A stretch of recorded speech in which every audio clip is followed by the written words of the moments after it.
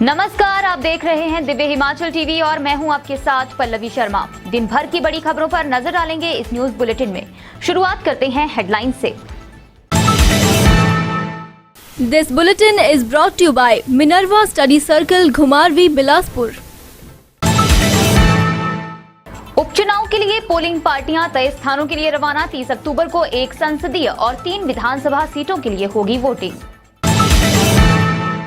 हिमाचल में उपचुनाव के चलते 20 विधानसभा क्षेत्रों में 30 अक्टूबर तक बंद रहेंगे शराब के ठेके, अधिसूचना जारी। भूस्खलन की चपेट में आने से बचा मुख्यमंत्री जयराम ठाकुर का काफिला। सुंदरनगर में चंद सेकंड के लिए थम गई सभी की सांसें।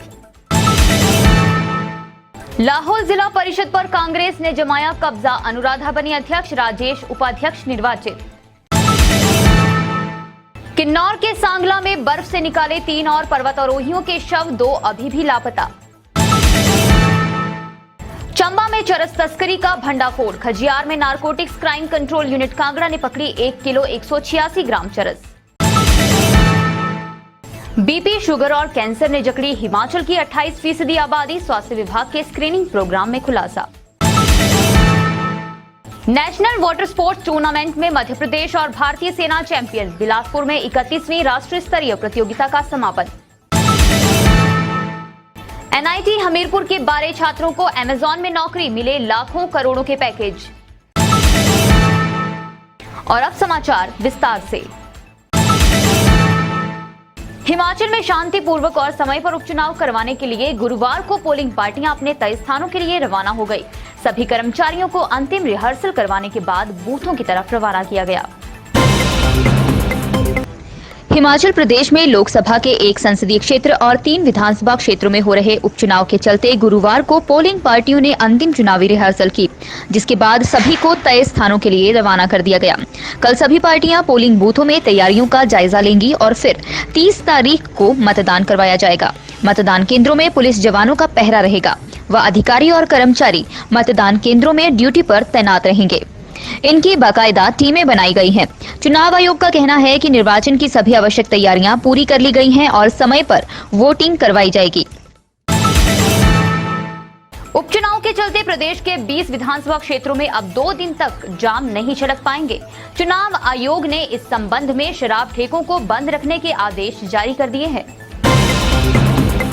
हिमाचल प्रदेश में उपचुनावों के चलते गुरुवार शाम से 20 विधानसभा क्षेत्रों में शराब की बिक्री पर प्रतिबंध लगा दिया गया है। यह प्रतिबंध मतदान के दिन 30 अक्टूबर तक शाम 5 बजे तक रहेगा।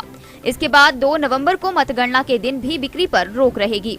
संबंधित क्षेत्रों में आने वाले होटल, रेस्टोरेंट, क्लब में शराब की बिक्री व वितरण पर प्रतिबंध रहेगा।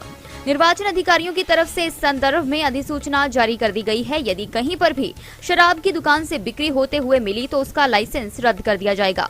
इस बाबत निर्वाचन अधिकारियों ने भी मजिस्ट्रेट, एसडीएम, एडीएम और पुलिस अधिकारियों को निर्देश जारी कर दिए हैं। सुंदरनगर में मुख्यमंत्री का काफिला भूस्खलन की चपेट में आने से बाल बाल बच गया। जलोड़ी के पास पहाड़ी से गिरे मलबे ने कुछ देर के लिए सभी की सांसें रोक दी। राष्ट्रीय उच्च मार्ग 21 चंडीगढ़ मनाली पर मुख्यमंत्री जयराम ठाकुर का काफिला पहाड़ी से हुए भूस्खलन की चपेट में आने से बाल बाल बच गया। NH 21 पर इन दिनों 4 लेन निर्माण का कार्य प्रगति पर है। इसी बीच सीएम सुंदरनगर के कांगू में जनसभा को संबोधित करने के बाद सुंदरनगर की तरफ जा रहे थे कि जडोल के पास पहाड़ी से एकाएक मलबा व पत्थर सड़क पर सीएम के काफिले से निकलने से चंद सेकंड पहले ही सड़क पर आ गिरे।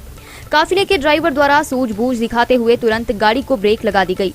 आनन फानन में निर्माण कंपनी की मशीन ने मौके पर आकर सड़क से मलबा हटाया।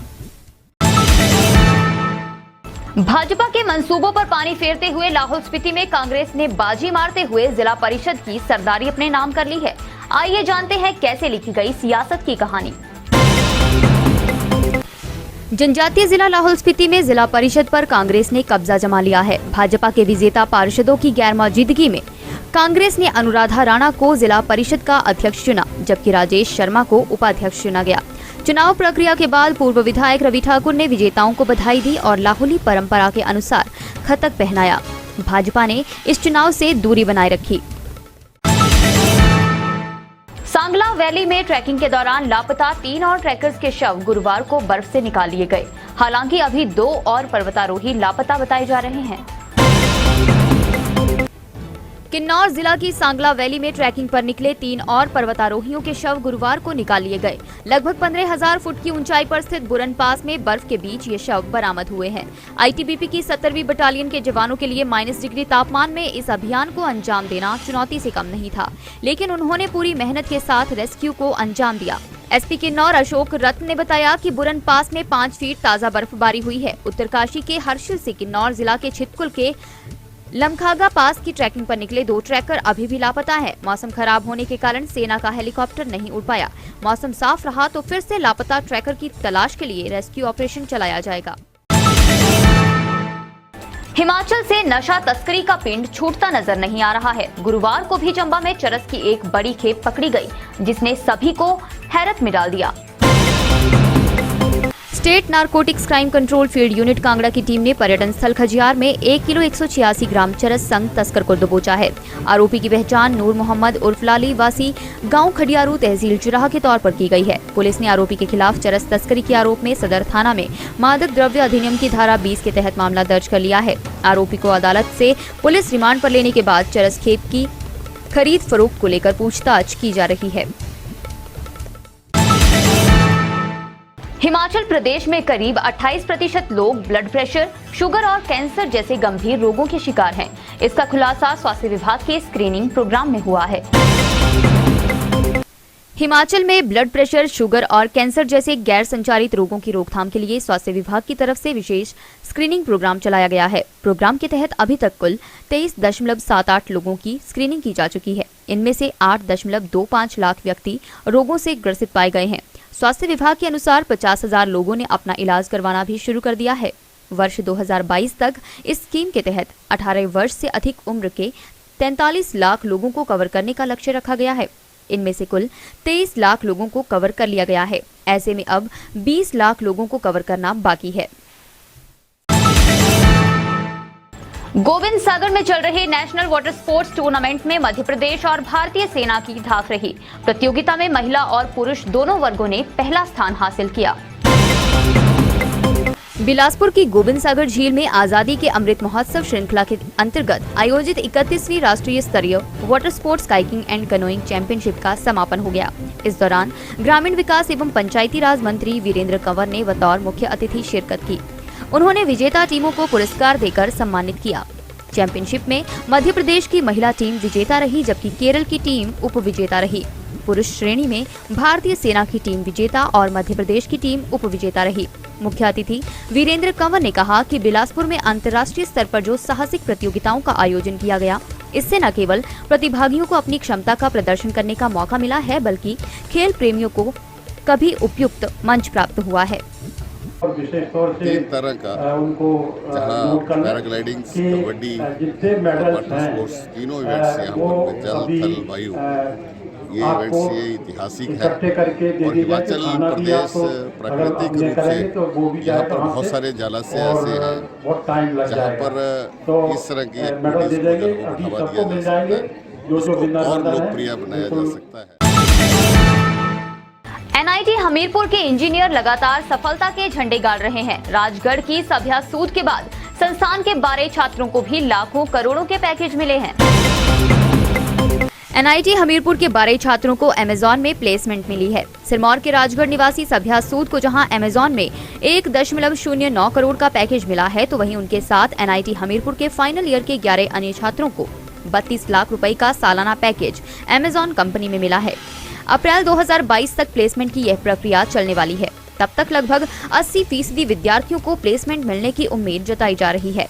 एनआईटी हमीरपुर के निदेशक डॉक्टर ललित अवस्थी ने कहा कि हाल ही में एनआईटी हमीरपुर के छात्रों को बड़ी नामी कंपनियों में प्लेसमेंट मिली है। 2 छात्रों को 1 करोड़ से अधिक का पैकेज मिला है, जबकि 13 छात्र ऐसे हैं जिनको 30 लाख से अधिक और 30 छात्र ऐसे हैं जिनको 15 लाख से अधिक का पैकेज मिला है।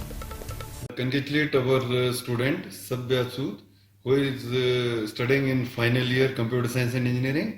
She has got a PPO for 1.09 crore per annum from Amazon UK. The students of the institute has been bringing laurel. Earlier also, Mr. Nishant Hada, he got a package of 1.51 crore from Bloomberg and now the girl Sabya Sood, she has brought laurel by having a PPO of 1.09 crore. Overall, in the चलते चलते में नजर डालेंगे इन बड़ी खबरों पर। रिश्तेदारों के घर कटी अग्निकांड की चपेट में आए मलाना के 57 परिवारों की पहली रात। कंपकपाते मौसम में बढ़ रही मुश्किलें। ऊना में शराब कारोबारी से लूट मामले में तीसरा आरोपी भी गिरफ्तार। वारदात में शामिल एक युवक की तलाश जारी। नालागढ़ में बनेगा defence manufacturing park. Bullet proof jacket और सेना के उपकरण होंगे तैयार। 2000 को मिलेगा रोजगार। राजधानी शिमला सहित प्रदेश के अधिकांश क्षेत्रों में आज साफ रहा मौसम। 1 नवंबर तक प्रदेश भर में खिली रहेगी धूप। आज के न्यूज बुलेटिन में इतना ही। रात 9 बजे देखना न भूलें शिमला से हमारा विशेष लाइव प्रसारण।